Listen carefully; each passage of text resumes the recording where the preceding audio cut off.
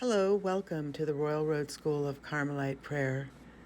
Today, in honor of the Assumption of the Blessed Virgin Mary, I would like to read several extracts from the Catechism and a quote from a Carmelite friar, Father Gabriel of St. Mary Magdalene, on the Assumption of Our Lady.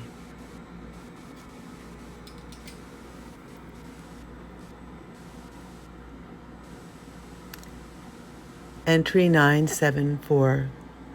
The Most Blessed Virgin Mary, when the course of her earthly life was completed, was taken up body and soul into the glory of heaven, where she already shares in the glory of her Son's resurrection, anticipating the resurrection of all members of his body. Entry 964, 965, and 966. Mary's role in the Church is inseparable from her union with Christ and flows directly from it. This union of the Mother with the Son in the work of salvation is made manifest from the time of Christ's virginal conception up to his death. It is made manifest above all at the hour of his passion. After her Son's ascension, Mary aided the beginnings of the Church by her prayers. In her association with the apostles and several women, we also see Mary, by her prayers, imploring the gift of the Spirit who had already overshadowed her in the Annunciation.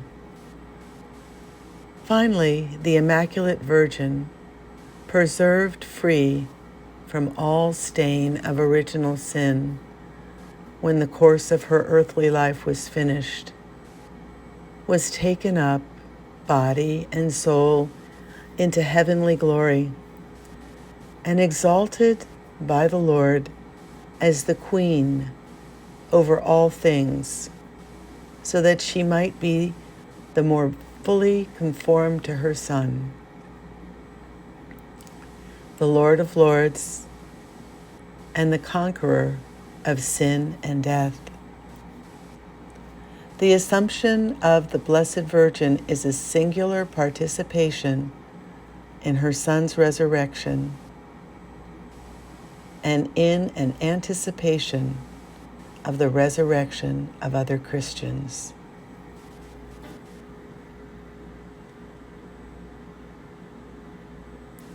Commentary now by Father Gabriel of St. Mary Magdalene, Carmelite Friar. The Blessed Virgin Mary, assumed body and soul into heaven, reminds us very definitely that our permanent abode is not on earth, but rather in heaven, where she, with her divine Son, has preceded us all, in the fullness of her human nature. The feast of the Assumption is a strong appeal to us to live ever intent upon heavenly things, and not to allow ourselves to be carried away by the vagaries and seductions of the world. Not only was our soul created for heaven, but also our body, which after the resurrection will be welcomed into our heavenly home and admitted to a participation in the glory of the Spirit. That which has been wholly realized in Mary, our Mother, will be realized for us as well as for all the saints, only at the end of time. Our Lady was assumed body and soul into heaven because she was immaculate. She was all pure, free, not only from every shadow of sin, but even from the slightest attachment to things of the earth.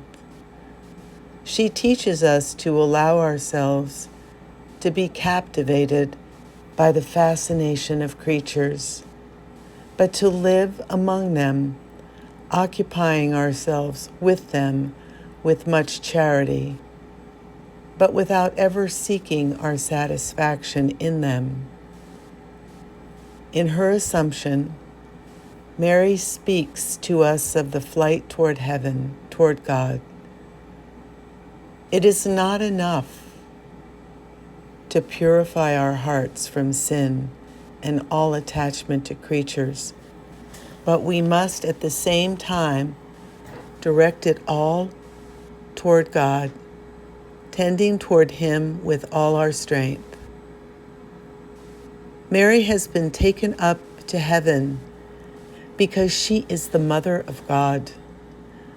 This is the greatest of her privileges, the root of all the others, and the union with God, as the fact of her Assumption speaks to us of the beatific union of heaven. Mary's Assumption thus confirms us in this great and beautiful truth. We are created and we are called to union with God. Mary herself stretches out her maternal hand to guide us to the attainment of this high ideal. If we keep our eyes fixed on her, we shall advance more easily. She will be our guide, our strength, and our consolation in every trial and difficulty. Amen.